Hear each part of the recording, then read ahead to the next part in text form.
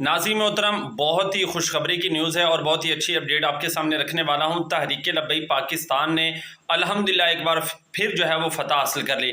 नाज़रीन मोहतरम, तहरीक लब्बैक पाकिस्तान की तरफ से 24 घंटों की जो है वो डेडलाइन दी गई थी कि 24 घंटों के अंदर जड़ावाला के अंदर जिस बाप और बेटे ने कुरान पाक की जो है वो बेहुरमती की है, आका अलैहिस्सलातु वस्सलाम की ज़ात के अंदर बेहुरमती की है, उनको 24 घंटों के अंदर पकड़ा जाए, वरना तहरीक लब्बैक पाकिस्तान जो है वो अपना मौक़िफ़ लेकर आएगी।